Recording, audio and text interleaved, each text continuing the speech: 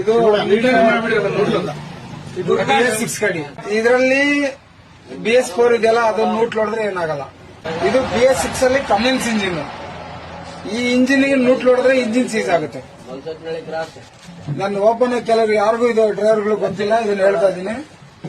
Cummins engine ಇದೆಯಲ್ಲ, ಇದನ್ನ ನೂಟ್ ಹೊಡೆದ್ರೆ ಇಂಜಿನ್ ಸೀಸ್ ಆಗುತ್ತೆ. ನಾಳೆ ನಿಮ್ ನೂಟ್ ಹೊಡೆದಾಗ ನಮ್ಮ ಕಂಪನಿಯವ್ರೇನು ಅವ್ರ ಹುಚ್ಚಿರಲ್ಲ, ಇದು ನಿಂಗೆ ಕೊಡೋದಕ್ಕೆ ಯಾಕೆ ನೂಟ್ ಹೊಡಿಬಾರ್ದು ಅಂತ ಫಸ್ಟ್ ಹೇಳಿರ್ತಾರೆ. ಕಂಪನಿಯವನು ನಮ್ಮ 3.5 4 ಲಕ್ಷ ರೂಪಾಯಿ ಕೊಟ್ಟು ಹೊಸ ಇಂಜಿನ್ ಕೊಡ್ಬೇಕಂದ್ರೆ ಅವ್ನು ಹುಚ್ಚಿನಲ್ಲ. ಅವಾಗ ಏನ್ ಮಾಡ್ತಾನೆ, ಲ್ಯಾಪ್ಟಾಪ್ ಆಗಿ ಚೆಕ್ ಮಾಡ್ತಾನೆ.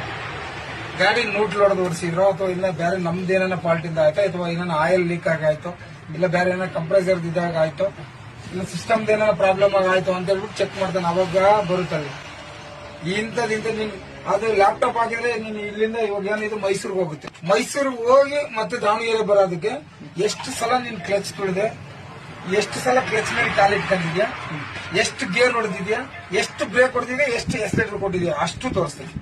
ಅವಾಗ ನೋಡ್ತಾನೆ ನೂಟ್ ಹೊಡೆದು ಸರ್ ಗಾಡಿ ಇಂಜಿನ್ ಸೀಸ್ ಆಗಿದೆ ಅಂತ ಅದನ್ನ ತೋರಿಸ್ಬಿಡಿ, ಸ್ಟೇಟ್ಮೆಂಟೇ ಬಂದ್ಬಿಡುತ್ತೆ. ಅವಾಗ ಏನ್ ಮಾಡ್ತಾನೆ, ನಿಮ್ ಡಿಪೋ ಮ್ಯಾನೇಜರ್ ಆಗ್ಲಿ DC ಆಗ್ಲಿ ಅವ್ರು ಏನ್ ಮಾಡ್ತಾರೆ, ನೀನ್ ನೂಟ್ ಹೊಡೆದಿದ್ಯಪ್ಪ ಗಾಡಿ, ನೀನ್ ನೂಟ್ ಯಾಕೆ ಹೊಡೆದೆ ಗಾಡಿ.